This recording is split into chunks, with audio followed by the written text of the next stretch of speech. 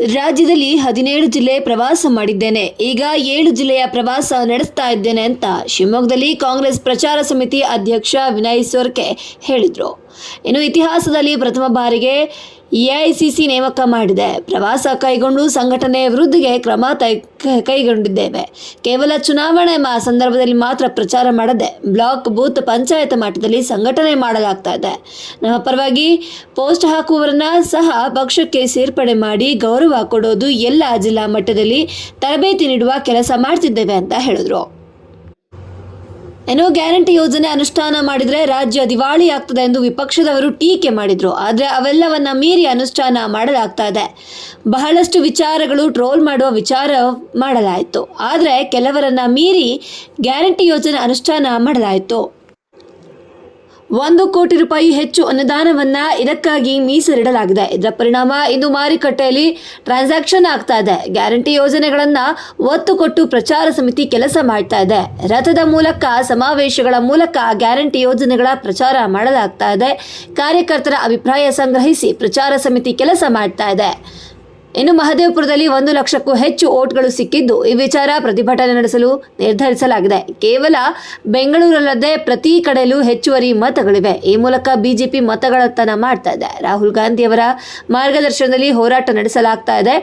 ಇನ್ನು ಈ ಮತಗಳತನದ ಬಗ್ಗೆಯೂ ರಾಜ್ಯದ ಜನರ ಗಮನ ಸೆಳೆಯಲು ಪ್ರಚಾರ ಸಮಿತಿ ರಾಜ್ಯ ಪ್ರವಾಸ ಹಮ್ಮಿಕೊಂಡಿದೆ ಅಂತ ತಿಳಿಸಿದರು.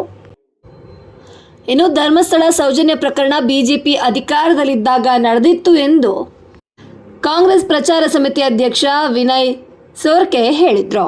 ಇನ್ನು ಇದಕ್ಕೆ ಸಂಬಂಧಿಸಿದಂತೆ ಮಾತನಾಡಿದ ಅವರು, ನಮ್ಮ ಸರ್ಕಾರದಲ್ಲಿ ಏನು ಕೋಮು ಸಂಘರ್ಷ ನಡೆದರೂ ಇದರ ಹಿಂದೆ ಪ್ರಭಾಕರ್ ಭಟ್ ಇರ್ತಾರೆ. ತಿಮ್ಮರೊಡ್ಡಿ, ಮುಟ್ಟಣ್ಣನವರು ಎಲ್ಲರೂ ಯಾವ ಪಕ್ಷದವರು ಎಂದು ಜನರೇ ತೀರ್ಮಾನಿಸಲಿ. ಡಿಕೆ ಶಿವಕುಮಾರ್ ಅವರು ಷಡ್ಯಂತ್ರ ಎಂಬುದು ಯಾವ ಅರ್ಥದಲ್ಲಿ ಹೇಳಿದ್ದಾರೋ ಗೊತ್ತಿಲ್ಲ. ಮಟ್ಟಣ್ಣನವರು ಇನ್ನೂ ಕೂಡ ಅದೇ ಸಂಘಟನೆಯಲ್ಲಿದ್ದಾರೆ. SIT ವರದಿ ಬಂದ ಬಳಿಕ ಎಲ್ಲವೂ ಹೊರಬೀಳದೆ. ಶಾಸಕ ಸಂಗಮೇಶ್ ಹೇಳಿಕೆ ವಿಚಾರವಾಗಿ ಮಾತನಾಡಿದ ಅವರು, ಅದು ಕಾನೂನು ಸರ್ಕಾರ ನೋಡಿಕೊಳ್ಳುತ್ತದೆ. ನಾವು ಕೇವಲ ಪ್ರಚಾರ ಸಮಿತಿಯವರು ಅಷ್ಟೇ ಎಂದು ಹೇಳಿದ್ದಾರೆ. ವಿನಯ್ ಸೊರಕೆ ಹೇಳಿದರು. ಕರ್ನಾಟಕ ರಾಜ್ಯದಲ್ಲಿ ಸಾಧಾರಣ 17 ಜಿಲ್ಲೆಗಳನ್ನು ಇವಾಗಲೇ ಪ್ರವಾಸ ಮಾಡಿದ್ದೇವೆ. ಈ 3ನೇ ಹಂತದಲ್ಲಿ ನಾವು 7 ಜಿಲ್ಲೆಗಳಿಗೆ ಪ್ರವಾಸ ಮಾಡಲಿಕ್ಕಿದ್ದೇವೆ. ಅದನ್ನು ಶಿವಮೊಗ್ಗದಿಂದ ಪ್ರಾರಂಭ ಮಾಡಿದ್ದೇವೆ. ಉದ್ದೇಶ ಏನು ಅಂತ ಹೇಳಿದರೆ, ಪ್ರಚಾರ ಸಮಿತಿ ಅಂತ ಹೇಳಿದರೆ ಬರೀ ಚುನಾವಣಾ ಸಂದರ್ಭಕ್ಕೋಸ್ಕರ ಮಾತ್ರ ಸೀಮಿತ ಅನ್ನುವಂಥ ಇತ್ತು. ಆದರೆ ಇತ್ತೀಚೆಗೆ ಇತಿಹಾಸದಲ್ಲಿ ಪ್ರಥಮ ಬಾರಿಗೆ ಪ್ರಚಾರ ಸಮಿತಿಯ ಪದಾಧಿಕಾರಿಗಳನ್ನು AICC ಅವರು ನೇಮಕಾತಿ ಮಾಡಿದ್ದಾರೆ. ಶ್ರೀಯುತ ಮಲ್ಲಿಕಾರ್ಜುನ ಖರ್ಗೆ ಅವರು, ಶ್ರೀಯುತ ರಾಹುಲ್ ಗಾಂಧಿ ಅವರ ಮಾರ್ಗದರ್ಶನದಲ್ಲಿ ವೇಣುಗೋಪಾಲ್ ರವರು, ಸುರ್ಜಿವಾಲ್ ರವರು, ಮಾನ್ಯ ಮುಖ್ಯಮಂತ್ರಿಗಳ ಶಿಫಾರಸಿನೊಂದಿಗೆ ಕರ್ನಾಟಕ ಪ್ರದೇಶ ಕಾಂಗ್ರೆಸ್ನ ಅಧ್ಯಕ್ಷರಾದ DK ಶಿವಕುಮಾರ್ ಅವರ ಶಿಫಾರಸಿನೊಂದಿಗೆ AICC ಅವರು ಅನುಮೋದನೆಯನ್ನು ಕೊಟ್ಟಿದ್ದಾರೆ.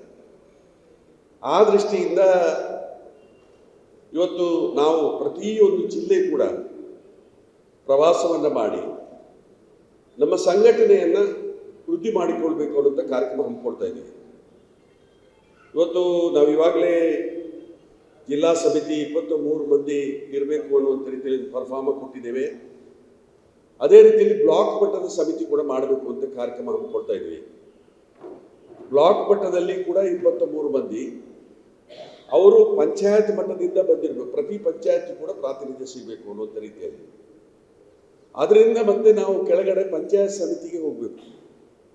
ಪಂಚಾಯತ್ ಸಮಿತಿಯಲ್ಲಿ ಒಂದು ಬೂತಿನಿಂದ 2 ಡೆಲಿಗೇಟ್ಸ್, ಯೂತ್ ಡೆಲಿಗೇಟ್ಸ್ಗಳನ್ನು ಆಯ್ಕೆ ಮಾಡಿಕೊಂಡು ಇವತ್ತು ಸಾಧಾರಣ ಬೂತು 59,000 ಬೂತ್ ಇದೆ. 2 ಮಂದಿಯನ್ನು ನಾವು ಕಲೆಕ್ಟ್ ಮಾಡಿದರೆ 1 ಲಕ್ಷಕ್ಕಿಂತ ಮಿಕ್ಕಿ ನಮ್ಮ ಸಂಘಟನೆ ಆಗ್ತದೆ.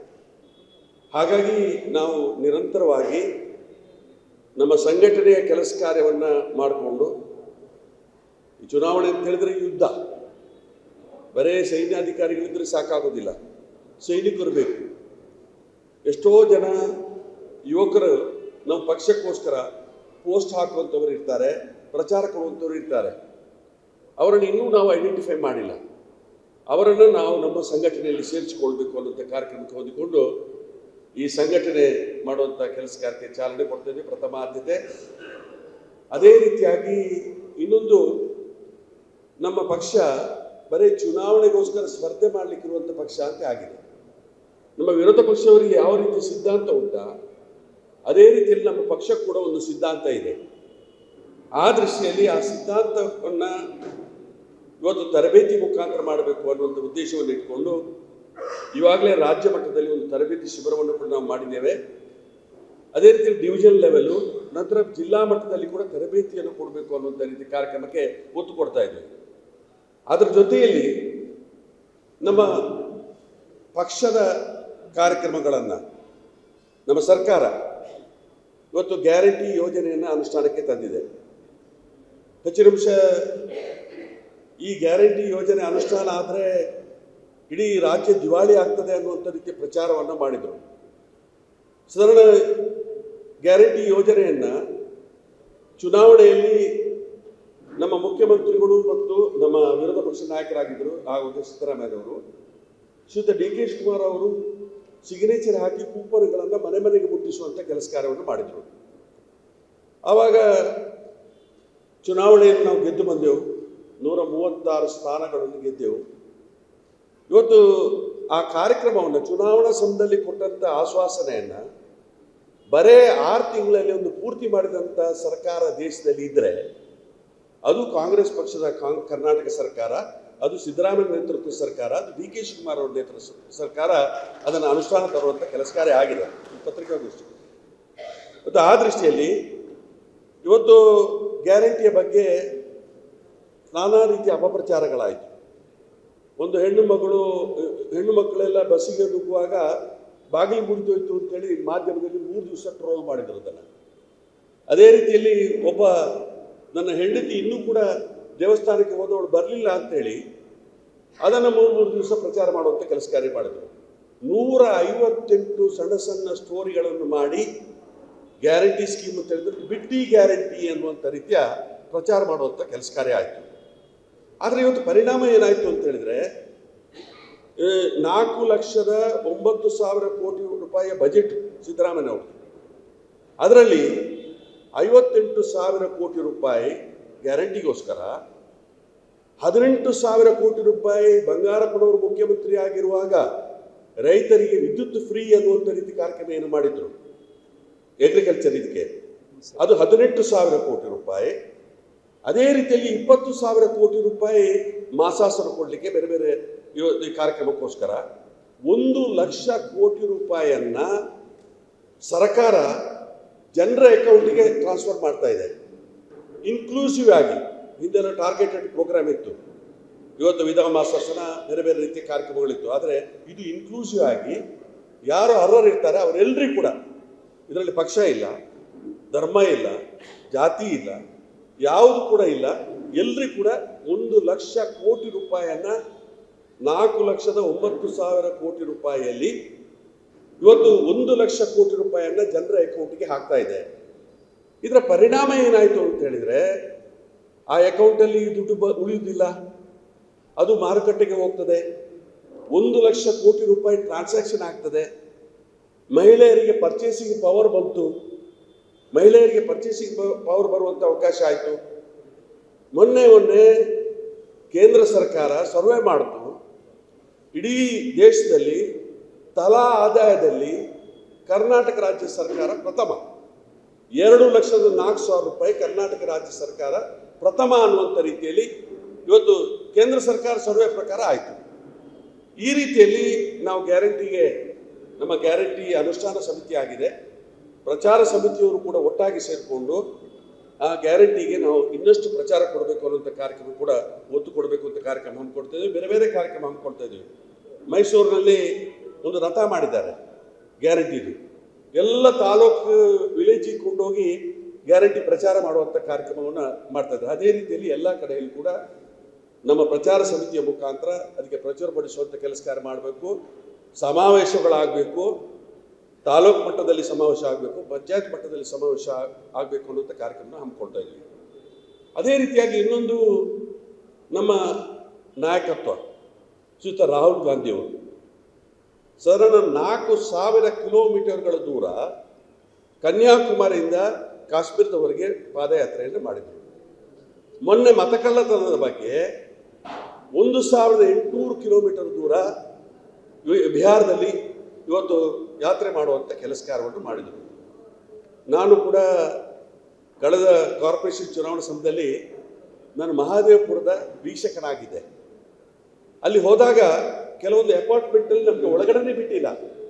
ಯಾಕಂತ ಹೇಳಿದ್ರೆ ನಮ್ಮ ಕಾರ್ಯಕರ್ತರು ಹೇಳ್ತಾ ಇದ್ರು ಎಕ್ಸಸ್ ವೋಟ್ ಇದೆ ಅಂತೇಳಿ. ಮೊನ್ನೆ ಪಾರ್ಲಿಮೆಂಟ್ ಚುನಾವಣೆ ಆಯಿತು. ಪಾರ್ಲಿಮೆಂಟ್ ಚುನಾವಣೆ ಸಮಯದಲ್ಲಿ ಡಿ ಕೆ ಶಿವಕುಮಾರ್ ಅವರು ಒಂದು ಫ್ಯಾಕ್ಟ್ ಫೈಂಡಿಂಗ್ ಕಮಿಟಿ ಅಂತ ಮಾಡಿದರು. 9 ಲೋಕಸಭಾ ಕ್ಷೇತ್ರಕ್ಕೆ ಆ ಬೆಂಗಳೂರು ಸುತ್ತಮುತ್ತ ನಮಗೆ ಆ ಕಮಿಟಿ, ನಾನೇ ಚೇರ್ಮನ್ ಆಗಿದ್ದೆ. ಇಲ್ಲಿ ಆ ಮುಕ್ತಾರ್ ಇವರು MLC ಅವರಿದ್ದರು, ಅವರು ಮೆಂಬರ್ ಆಗಿದ್ದರು. ಇಲ್ಲಿ ಅವರು ಮುಕ್ತಾರ್ ಬಲ್ಕಿಸ್ ಬಾಂಡ್ ಅವರು, ಅದೇ ರೀತಿಯಾಗಿ ನರೇಂದ್ರ ಸ್ವಾಮಿ ಅವರು ಚೇರ್ಮನ್ ಆಗಿದ್ದರು. ನಾವು ಎಲ್ಲ ಪ್ರತಿಯೊಂದು ಕಂಟೆಸ್ಟ್ ಮಾಡಿದಂಥ ಕ್ಯಾಂಡಿಡೇಟು, ನಮ್ಮ ಸಚಿವರುಗಳು, ನಮ್ಮ ಶಾಸಕರುಗಳು, ನಮ್ಮ ಕಂಟೆಸ್ಟ್ ಮಾಡಿದಂಥ ವಿಧಾನಸಭೆ ಕಂಟೆಸ್ಟ್ ಮಾಡಿದಂಥ ಅಭ್ಯರ್ಥಿಗಳು, ಡಿಸ್ಟಿಕ್ ಕಾಂಗ್ರೆಸ್, ಅದೇ ರೀತಿ ಬ್ಲಾಕ್ ಕಾಂಗ್ರೆಸ್, ನಂತರ ಕಾರ್ಯಕರ್ತರ ಅಭಿಪ್ರಾಯ ಕೂಡ ಕೇಳಿದೆವು ನಾವು. ಆವಾಗ ಹೇಳ್ತಾ ಇದ್ರು ಒಂದೊಂದು ಕ್ಷೇತ್ರದಲ್ಲಿ 20,000ದಿಂದ 30,000 ಓಟು ಎಕ್ಸೆಸ್ ಇದೆ ಅಂತೇಳಿ. ಮಹಾದೇವಪುರ ಒಂದರಲ್ಲೇ 82,000 ಓಟು ಎಕ್ಸೆಸ್ ಇದೆ ಅಂತ ಹೇಳ್ತಾ ಇದ್ರು. ಹಾಗಾಗಿ ಇವತ್ತು ನಾವೊಂದು ರಿಪೋರ್ಟ್ ಕೂಡ ಕೊಟ್ಟಿತ್ತು. AICCಯಿಂದ ಒಂದು ತಂಡ ಮಾಡಿ ಅಲ್ಲೆಲ್ಲ ಮಹಾದೇವಪುರದ ಬಗ್ಗೆ ಪರಿಶೀಲನೆ ಮಾಡಿದಾಗ 1 ಲಕ್ಷಕ್ಕಿಂತ ಮಿಕ್ಕಿ ಎಕ್ಸೆಸ್ ವೋಟ್ ಇದು ಆ ಮಾಹಿತಿ ಸಿಕ್ಕಿದೆ. ಅದನ್ನು ರಾಹುಲ್ ಗಾಂಧಿ ಅವರು ಪತ್ರಿಕಾಗೋಷ್ಠಿ ಮುಖಾಂತರ ಇವಾಗಲೇ ಬಿತ್ತರಿಸಿದ್ದಾರೆ. ಅದರ ಮೇಲೆ ಇವತ್ತು ಬೆಂಗಳೂರಲ್ಲಿ ಒಂದು ಪ್ರತಿಭಟನಾ ಕಾರ್ಯಕ್ರಮ ಕೂಡ ಮಾಡಿಕೊಂಡು ಆ ಕಾರ್ಯಕ್ರಮಕ್ಕೆ ಚಾಲನೆ ಕೊಡುವಂಥ ಕಾರ್ಯಕ್ರಮ ಆಗಿತ್ತು. ಮಹಾರಾಷ್ಟ್ರದಲ್ಲಿ ಚುನಾವಣೆ ಬಂತು. ಮೊನ್ನೆ ನನ್ನನ್ನು ಸತಾರಾ ಡಿಸ್ಟಿಕ್ಗೆ ಹಾಕಿದರು. ನಾನು ಸೋಲಾಪುರ ಮುಖಾಂತರ ಹೋಗಬೇಕು ಸತಾರಕ್ಕೆ. ನಾನು ಸೋಲಾಪುರಕ್ಕೆ ಹೋದಾಗ ಅವತ್ತಿನ ದಿವಸ ಅಮಿತ್ ಶಾ ಅವರು ಅಲ್ಲಿ ಬಂದಿದ್ದರು ಚುನಾವಣೆಗಿಂತ ಮೊದಲು. ಅವರ ಮೀಟಿಂಗ್ನ ಔಟ್ಪುಟ್ ಏನು ಅಂತ ನೋಡುವಾಗ ಇವತ್ತು ಎಷ್ಟು ಬೇಕಾದರೂ ಮತದಾರ ಪಟ್ಟಿಗೆ ಸೇರಿಸಿ ಅನ್ನುವಂಥ ರೀತಿಯಲ್ಲಿ ಅವರ ಕಾರ್ಯಕರ್ತರಿಗೆ ಕರೆಯನ್ನು ಕೊಟ್ಟರು, ಅವರ ಮುಖಂಡರಿಗೆ ಕರೆಯನ್ನು ಕೊಟ್ಟರು ಅಂತ ಕೇಳಿದೆ. 5 ವರ್ಷದಲ್ಲಿ ಮಹಾರಾಷ್ಟ್ರದಲ್ಲಿ 21 ಲಕ್ಷ ಓಟು ಸೇರ್ಪಡೆ ಆಗಿರುವಂಥದ್ದು 5 ವರ್ಷದಲ್ಲಿ ಪಾರ್ಲಿಮೆಂಟ್ ಚುನಾವಣೆಯಲ್ಲಿ. ಪಾರ್ಲಿಮೆಂಟ್ ಚುನಾವಣೆ ಕಳೆದು 6 ತಿಂಗಳಲ್ಲಿ ಮಹಾರಾಷ್ಟ್ರ ಚುನಾವಣೆಯಲ್ಲಿ 41 ಲಕ್ಷ ಓಟು ಸೇರ್ಪಡೆ ಆಗಿರುವಂಥದ್ದು. ಅದೇ ರೀತಿಯಲ್ಲಿ ಇವತ್ತು ಬಿಹಾರ್ನಲ್ಲಿ 65 ಮೊನ್ನೆ ಪಾರ್ಲಿಮೆಂಟ್ ಚುನಾವಣೆಗೆ ಓಟ್ ಹಾಕಿದವರನ್ನು ಮೊನ್ನೆ ಇವತ್ತು 65 ಲಕ್ಷ ಓಟನ್ನು ತೆಗೆದುಹಾಕುವಂಥ ಕೆಲಸ ಕಾರ್ಯವನ್ನು ಮಾಡಿದೆ ಇವತ್ತು ಆಯೋಗ. ಅದೇ ರೀತಿಯಾಗಿ ಒಂದು ಮನೆಯ ಇದರಲ್ಲಿ ಸಾಧಾರಣ 947 ಓಟು ಅದು ಬೇರೆ ಬೇರೆ ಧರ್ಮ, ಬೇರೆ ಬೇರೆ ಜಾತಿಯವ್ರದ್ದು ಇದೆ. ಈ ರೀತಿಯಲ್ಲಿ ಮತ ಕಳ್ಳತನ ಬರೇ ಇವತ್ತು ಬಿಹಾರ ಅಥವಾ ಇವತ್ತು ಮಹಾರಾಷ್ಟ್ರ ಅಥವಾ ಕರ್ನಾಟಕಕ್ಕೆ ಬೆಂಗಳೂರಿಗೆ ಮಾತ್ರ ಸೀಮಿತ ಆಗಿಲ್ಲ. ಪ್ರತಿಯೊಂದು ಕಡೆಯಲ್ಲಿ ಕೂಡ ಎಕ್ಸೆಸ್ ಮತ ಇದೆ. ಅದನ್ನು ಇವತ್ತು ಸಾಕಷ್ಟು ರೀತಿಯಲ್ಲಿ ನಾವು ಸ್ವಲ್ಪ ಮಟ್ಟಿಗೆ ನಾವು ಕಾಂಗ್ರೆಸ್ ಪಕ್ಷದವರು ಚುನಾವಣಾ ಕೆಲಸಕಾರದ ಬಗ್ಗೆ ನಾವು ಸ್ವಲ್ಪ ಹಿಂದೆ ಇದ್ದೇವೆ ಅಂತೇಳಿ ನಾವು ಒಪ್ಕೊಳ್ಬೇಕು. ನಾವೇನು ಮಾಡ್ತೇವೆ, ನಮ್ಮ ಅಭಿವೃದ್ಧಿ ಕಾರ್ಯಕ್ರಮ, ಜನರಿಗೆ ಕೊಡುವಂಥ ಸವಲತ್ತು, ಇದರ ಮುಖಾಂತರ ಓಟ್ ಪಡ್ಕೊಳ್ಳುವಂಥ ಪ್ರಯತ್ನ ಮಾಡ್ತೇವೆ. ಆದರೆ ಚುನಾವಣಾ ತಂತ್ರಗಾರಿಕೆಯಲ್ಲಿ ಕೂಡ ಸಾಕಷ್ಟು ಅವಕಾಶಗಳಿದೆ. ಅದರ ಬಗ್ಗೆ ಇವಾಗಲೇ ಡಿ ಕೆ ಶಿವಕುಮಾರ್ ಅವರು ಎಲ್ಲ ಕರ್ನಾಟಕ ರಾಜ್ಯ BLA 1ಗಳನ್ನು ಮೀಟಿಂಗ್ ಕರೆದು ತರಬೇತಿ ಕೊಡೋದ್ರ ಬಗ್ಗೆ, PLA 2ಗಳಿಗೆ ಸರಿಯಾದ ರೀತಿ ತರಬೇತಿ ಕೊಡೋದ್ರ ಬಗ್ಗೆ ಕೂಡ ಕಾರ್ಯಕ್ರಮ ಹಮ್ಮಿಕೊಳ್ಳಿಕ್ಕಿದ್ದಾರೆ. ಅದೇ ರೀತಿಯಾಗಿ ಇವತ್ತು ರಾಹುಲ್ ಗಾಂಧಿಯವರ ಒಂದು ನಾಯಕತ್ವದ ಬಗ್ಗೆ ಹೆಚ್ಚಿನ ನಿಮಿಷ ಇವತ್ತು ಅವರೊಂದು ರೀತಿಯ ಹೋರಾಟವನ್ನೇ ಮಾಡ್ತಾ ಇದ್ದಾರೆ. ಅವರ ಹಕ್ಕಿಗೋಸ್ಕರ ಹೋರಾಟ ಮಾಡ್ತಾ ಇಲ್ಲ. ಅವರು ಹೋರಾಟ ಮಾಡ್ತಾ ಇದ್ದು ಡಾಕ್ಟರ್ ಬಾಬಾ ಸಾಹೇಬ್ ಅಂಬೇಡ್ಕರ್ ಅವರು ಕೊಟ್ಟಿರುವಂಥ ಸಂವಿಧಾನ ಏನಿದೆ ಅದರ ಪ್ರಕಾರ ಪ್ರತಿಯೊಬ್ಬರಿಗೂ ಕೂಡ ಮತದಾನ ಮಾಡುವಂಥ ಹಕ್ಕಿ ಏನಿದೆ ಅದನ್ನು ಕಿತ್ತುಕೊಳ್ಳುವಂಥ ಒಂದು ಪ್ರಯತ್ನವನ್ನೇನು ಇವತ್ತು BJP ಸರ್ಕಾರ ಆಯೋಗದ ಮುಖಾಂತರ ಮಾಡ್ತಾ ಇದೆ, ಅದರ ಬಗ್ಗೆ ಆಂದೋಲನವನ್ನು ಮಾಡ್ತಾ ಇದ್ದಾರೆ. ಇವತ್ತು ಇಂಥ ಸಮಯದಲ್ಲಿ ಆ ಮತ ಕಳ್ಳತನದ ಬಗ್ಗೆ ಸಾಕಷ್ಟು ಜಾಗೃತಿ ಮೂಡಿಸಬೇಕು ಅನ್ನುವಂಥ ಉದ್ದೇಶವನ್ನು ಕೂಡ ಇಟ್ಕೊಂಡು ನಾವು ಪ್ರವಾಸ ಮಾಡ್ತಾ ಇದ್ವಿ. ಅದೇ ರೀತಿಯಾಗಿ ನಾಡ್ದು ತಾಲೂಕ್ ಪಂಚಾಯತ್, ಜಿಲ್ಲಾ ಪಂಚಾಯತ್ ಚುನಾವಣೆ ಬರ್ತದೆ. ಡಿಸೆಂಬರ್ ಒಳಗಡೆ ಪಂಚಾಯತ್ ಚುನಾವಣೆ ಕೂಡ ಇವತ್ತು ಅವಧಿ ಆಯಿತು. ನಮ್ಮ ಕಾರ್ಯಕರ್ತರ ಚುನಾವಣೆ ಅದು ಇವತ್ತು ಜಿಲ್ಲಾ ಪಂಚಾಯತ್, ತಾಲೂಕ್ ಪಂಚಾಯತ್, ಪಂಚಾಯತ್ ಚುನಾವಣೆ ಅಂತ ಹೇಳಿದ್ರೆ ಇವತ್ತು ನಮ್ಮ ಕಾರ್ಯಕರ್ತರ ಚುನಾವಣೆ. ಅದಕ್ಕೆ ಸರಿಯಾದ ರೀತಿಯಲ್ಲಿ ಪ್ರಚುರಪಡಿಸುವಂಥ ಕೆಲಸ ಕಾರ್ಯಗಳು ಆಗಬೇಕು ಅನ್ನೋ ಉದ್ದೇಶವನ್ನು ಇಟ್ಕೊಂಡು ಪ್ರಚಾರ ಸಮಿತಿಯ ಸಂಘಟನೆಗೆ ಹೆಚ್ಚಿನ ರೀತಿ ಒತ್ತು ಕೊಡಬೇಕು. ನಮ್ಮ ಸರ್ಕಾರದ ಕಾರ್ಯಕ್ರಮಗಳನ್ನು ಇವತ್ತು ಸರಿಯಾದ ರೀತಿಯಲ್ಲಿ ಪ್ರಚಾರಪಡಿಸುವಂಥ ಕೆಲಸ ಕಾರ್ಯ ಮಾಡಬೇಕು. ನಾವು ಕಾಂಗ್ರೆಸ್ ಪಕ್ಷದವರು 95% ಕೆಲಸ ಮಾಡ್ತೇವೆ, 5% ಪ್ರಚಾರ ಮಾಡೋಲ್ಲ. ನಮ್ಮ ವಿರೋಧ ಪಕ್ಷದವರು 5% ಕೆಲಸ ಮಾಡ್ತಾರೆ, 95% ಪ್ರಚಾರ ತಗೊಳ್ತಾರೆ. ಆ ದೃಷ್ಟಿಯಿಂದ 365 ದಿವಸ ಕೂಡ ನಿರಂತರವಾಗಿ ಸೋಷಿಯಲ್ ಮೀಡಿಯಾ ಬೇರೆ ಬೇರೆ ರೀತಿಯಲ್ಲಿ ಪ್ರಚುರಪಡಿಸುವಂಥ ಕೆಲಸ ಕಾರ್ಯ ಮಾಡಬೇಕು ಅನ್ನೋ ಉದ್ದೇಶವನ್ನು ಇಟ್ಕೊಂಡು ನಾವು ಪ್ರತಿಯೊಂದು ಜಿಲ್ಲೆ ಕೂಡ ಪ್ರವಾಸ ಮಾಡುವಂಥ ಕೆಲಸ ಕಾರ್ಯ ಮಾಡ್ತಾ ಇದ್ವಿ. ಈ ಜಿಲ್ಲೆ, ಶಿವಮೊಗ್ಗ ಜಿಲ್ಲೆ, ಭಾಳ ಒಂದು ಅತ್ಯುತ್ತಮವಾದಂಥ ಒಂದು ಜಿಲ್ಲೆ. ಹೆಚ್ಚಿನ ಅಂಶ ಸಾಕಷ್ಟು ಇಲ್ಲಿಯ ಮುಖಂಡರುಗಳು ದೊಡ್ಡ ಕೊಡುಗೆಯನ್ನು ಕೊಟ್ಟಿದ್ದಾರೆ ಈ ಕರ್ನಾಟಕ ರಾಜ್ಯಕ್ಕೆ. ಇವತ್ತು ಆ ದೃಷ್ಟಿಯಲ್ಲಿ ಈ ಜಿಲ್ಲೆಯಿಂದ 3ನೇ ಹಂತದ ಒಂದು ಪ್ರವಾಸ ಮಾಡಬೇಕು ಅಂತೇಳಿ ಕಾರ್ಯಕ್ರಮ ಹಮ್ಮಿಕೊಂಡಿದ್ದೇವೆ.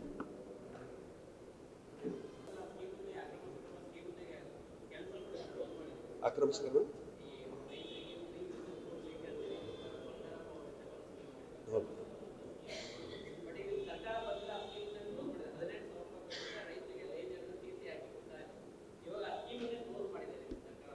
ಈಗ ನಾವು 18,000 ಕೋಟಿ ರೂಪಾಯಿಗೆ ಖರ್ಚು ಮಾಡ್ತಾ ಇದ್ದೀವಿ. ಈಗ ಅಕ್ರಮವಾಗಿ ಆಗ್ತಾ ಇದ್ದರೆ ಅದು ಎಲ್ಲ ಟೈಮಲ್ಲಿ ಕೂಡ ಅಕ್ರಮ ಸಕ್ರಮ ಆಗೋದಿಲ್ಲ. ಕೆಲವು ಸಂದರ್ಭದಲ್ಲಿ ಕೊಡ್ತಾರೆ ಅಕ್ರಮ ಸಕ್ರಮ ಮಾಡ್ಕೊಳ್ಳಿಕ್ಕೆ, ಅದರ ಅವಕಾಶ ಕೊಡ್ಬೋದು.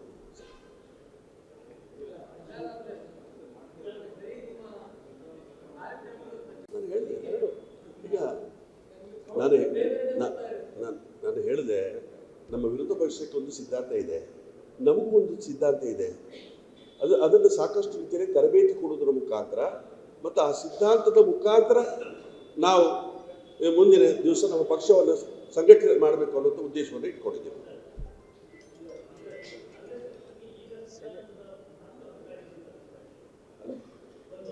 ಈಗ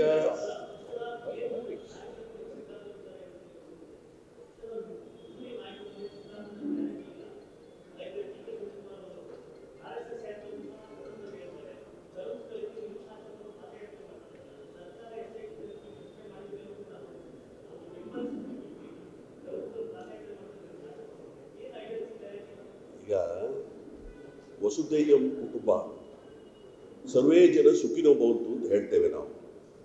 ಆ ಅರ್ಥದ ಮೇಲೆ ಡಿ ಕೆ ಶಿವಕುಮಾರ್ ಅವರು ಮಾತಾಡಿರ್ಬೋದು. ಅವ್ರದ್ದು ಆ ತುಣುಕನ್ನು ಮಾತ್ರ ನೀವು ಪಬ್ಲಿಷ್ ಮಾಡಿ, ಅವರ ಪೂರ್ತಿ ಏನಿದೆ ಅದರ ಬಗ್ಗೆ ಪ್ರಚಾರ ಪಡಿಸುವಂಥ ಕೆಲಸ ಕಾರ್ಯ ಆಗ್ತಾ ಇಲ್ಲ. ಈಗ ಧರ್ಮಸ್ಥಳದ ವಿಚಾರ ಎತ್ತಿದ್ದೀರಿ ನೀವು. ಕೋರ್ಟಿನ ಆದೇಶದ ಮೇರೆಗೆ SIT ತನಿಖೆ ಆಗ್ತಾ ಇದೆ. ಮಾನ್ಯ ಮುಖ್ಯಮಂತ್ರಿಗಳು SIT ತನಿಖೆ ಮಾಡಬೇಕು ಅಂತೇಳಿ ತೀರ್ಮಾನ ತಗೊಂಡು ಕೋರ್ಟ್ ಆದೇಶದ ಮೇರೆಗೆ ಆಗ್ತಾ ಇದೆ. ಇವತ್ತು ಬಹಳಷ್ಟು ಸಮಯದಿಂದ ಈ ಒಂದು ಬೇರೆ ಬೇರೆ ರೀತಿಯ ಪ್ರಚಾರಗಳು ಇವತ್ತು ತಾವು ನೋಡ್ತಾ ಇದ್ದೀರಿ. ಇದು ಘಟನೆ ಆಗಿರುವಂಥದ್ದು, ಸೌಜನ್ಯ ಅವರ ಘಟನೆ ಆಗಿರುವಂಥದ್ದು BJPಯ ಆಡಳಿತ ಇದ್ದಾಗ, ಡಿ ಕೆ ಶಿವಕುಮಾರ್ ಮುಖ್ಯಮಂತ್ರಿ ಇದ್ದಾಗ, ಆರ್ ಅಶೋಕ್ರವರು ಗೃಹ ಸಚಿವರಿರುವಾಗ, ಆ ಘಟನೆ ಆದಂಥ ದಿವಸ ಯಡಿಯೂರಪ್ಪನವರು ಬಂದಿದ್ದರು, ಈಶ್ವರಪ್ಪನವರು ಬಂದಿದ್ದರು, ಶೋಭಾ ಕರ್ಲಾಜೆ ಅವರು ಬಂದಿದ್ದರು. ಅಲ್ಲಿ 2 ಗಂಟೆ ಕಾದರೂ ಕೂಡ ಅಲ್ಲಿಗೆ ವಿಸಿಟ್ ಮಾಡಿಲ್ಲ. ಅಲ್ಲಿಂದ ಧರ್ಮಸ್ಥಳದಲ್ಲಿ ವಾಪಸ್ ಹೋಗಿದ್ದರು. ಈಗ ಈ ನಮ್ಮಲ್ಲಿ ಯಾವುದೇ ರೀತಿಯ ಕೋಮು ಸಣ್ಣ ಪುಟ್ಟ ಘಟನೆ ಆದರೂ ಕೂಡ ಪ್ರಭಾಕರ ಭಟ್ರ ಒಂದು ಇದು ಇರ್ತಾರೆ. ಆದರೆ ಇವತ್ತು ನಿಮಗೆ ಪ್ರಭಾಕರ್ ಭಟ್ರು ಎಲ್ಲಿದ್ದಾರೆ ಈ ವಿಚಾರದಲ್ಲಿ? ಈಗ ತಿಮರೋಡಿಯವರು ಯಾವ ಪಕ್ಷದವರು, ಯಾವ ಸಂಘಟನೆಯವರು? ಮಟ್ಟಣ್ಣ ಅವರು ಯಾವ ಸಂಘಟನೆಯವರು?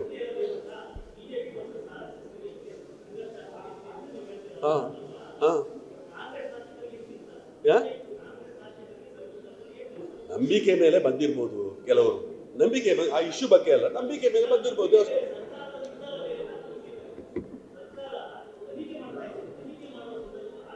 ಸರ್ಕಾರದ SIT ಇದು ವರದಿ ಇನ್ನೂ ಕೂಡ ಮಂಡನೆ ಆಗಲಿಲ್ಲ.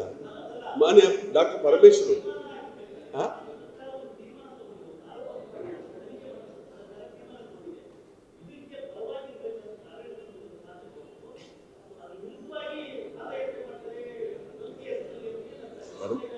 ಧರ್ಮಸ್ಥಳ ಒಂದು ಪುಣ್ಯಕ್ಷೇತ್ರ. ಸಾಕಷ್ಟು ಜನರು ಭಕ್ತಿಯಿಂದ ಸಾಕಷ್ಟು ಜನರು ಅಲ್ಲಿ ಬಂದು ಪ್ರಾರ್ಥನೆ ಮಾಡ್ತಾರೆ, ಪೂಜೆ ಮಾಡ್ತಾರೆ, ಎಲ್ಲ ಮಾಡ್ತಾರೆ. ಶಾಸಕರು ಕೂಡ ಮಾಡ್ತಾರೆ. ತನಿಖೆ ನಡೀತಾ ಉಂಟಲ್ಲ. ಇಲ್ಲ ತನಿಖೆ ಅತ್ಯಂತ ಪ್ರಾಮಾಣಿಕ ಅಧಿಕಾರಿಗಳನ್ನ SIT ಟೀಮ್ನಲ್ಲಿ ಹಾಕಿದ್ದಾರೆ.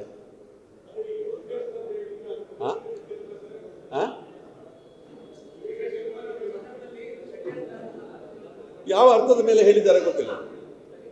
ಷಡ್ಯಂತ್ರ ಅನ್ನುವಂಥದ್ದು ಯಾವ ಅರ್ಥದ ಮೇಲೆ ಹೇಳಿದ್ದಾರೆ ಅಂತ ಗೊತ್ತಿಲ್ಲ. ತನಿಖೆ ಮೇಲೆ ಯಾವ ಪರಿಣಾಮನೂ ಬೀಳಿಲ್ಲ. ಮೊನ್ನೆವರೆಗೆ 13 ಹೊಂಡ ತೆಗೆಯುವವರೆಗೆ ಒಬ್ಬರು ಮಾತಾಡಿಲ್ಲ. ವೀರೇಂದ್ರ ಹೆಗ್ಡೆ ಅವರು ಸ್ವಾಗತ ಮಾಡಿದ್ದಾರೆ, BJP ಅವರು ಸ್ವಾಗತ ಮಾಡಿದ್ದಾರೆ SIT ಇದನ್ನ, ಒಬ್ಬರು ಮಾತಾಡಿಲ್ಲ. ಈಗ ಹೆಚ್ಚು ನಿಮಿಷ ಅದರ ಕ್ರೆಡಿಟ್ ಏನಾದರೂ ತೆಗೆದುಕೊಳ್ಳುವಂಥ ರೀತಿಯ ಪ್ರಯತ್ನ ರಾಜ್ಯಕ್ಕೆ ಉದ್ದೇಶಕ್ಕೋಸ್ಕರ ಮಾಡ್ತಾ ಇದ್ದಾರೆ BJP ಅವರು, ಗೊತ್ತಿಲ್ಲ.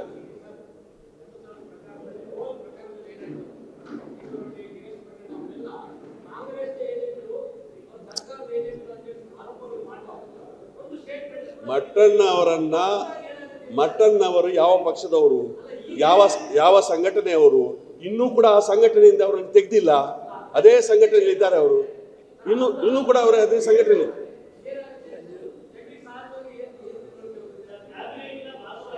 ಜನರಿಗೆ ಈ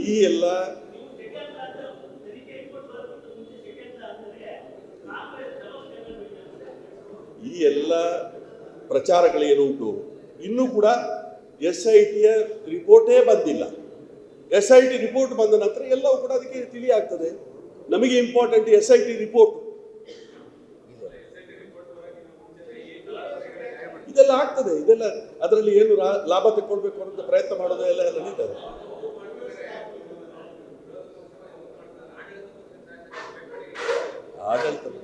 ಆಡಳಿತ ಪಕ್ಷದವರು ಸ್ಥಳೀಯರು ಯಾರಾದ್ರೂ ಭಾಗವಹಿಸಿದಾರಾ? ಇದರಲ್ಲಿ ಸ್ಥಳೀಯರು ಯಾರಾದ್ರೂ ಹೇಳಿಕೆ ಕೊಟ್ಟಿದ್ದಾರಾ? ಸ್ಥಳೀಯರು ಯಾರಾದ್ರೂ ಭಾಗವಹಿಸಿದಾರಾ?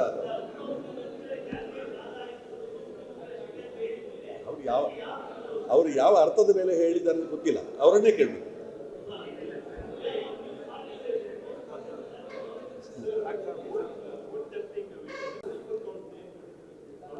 ಅಲ್ಲ, ಈಗ ಒಬ್ಬ shadow prime minister, opposition leader, ದೇಶದ ಪಾರ್ಲಿಮೆಂಟ್ನ ಒಪೋಸಿಷನ್ ಲೀಡರ್, ಇವತ್ತು ಅವರನ್ನ ಅಫಿಡವಿಟ್ ಕೊಡಬೇಕು ಅಂತ ಕೇಳುವಂಥ ಪ್ರಶ್ನೆ ಏನಿದೆ? ನಿಮ್ಮ ಮನೆಯಲ್ಲಿ ಕಳ್ಳತನ ಆಗಿದೆ, ಅದನ್ನು ಸರಿಪಡಿಸಿ ಅನ್ನುವಂಥ ರೀತಿಯಲ್ಲಿ ಇವತ್ತು ಆರೋಪ ಮಾಡಿದ್ರೆ, ಕಳ್ಳತನ ಏನಾಗಿದೆ ಅಂತ ಫೈಂಡ್ ಔಟ್ ಮಾಡಬೇಕಲ್ಲ. ಕಳ್ಳತನ ಏನಾಗಿದೆ ಫೈಂಡ್ ಔಟ್ ಮಾಡಬೇಕಲ್ಲ.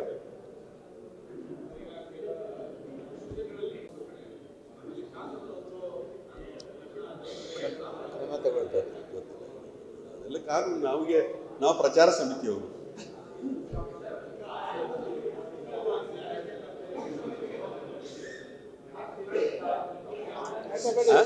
ಒಂದು ನಿಮಿಷ.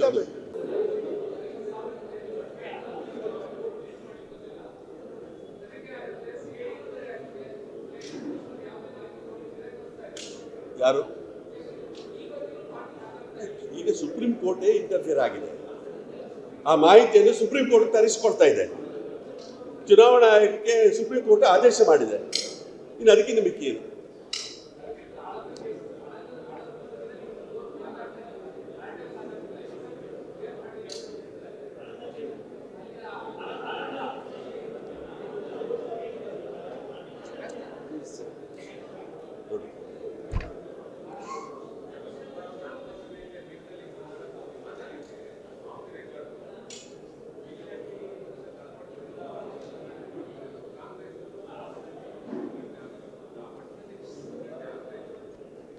ಈಗ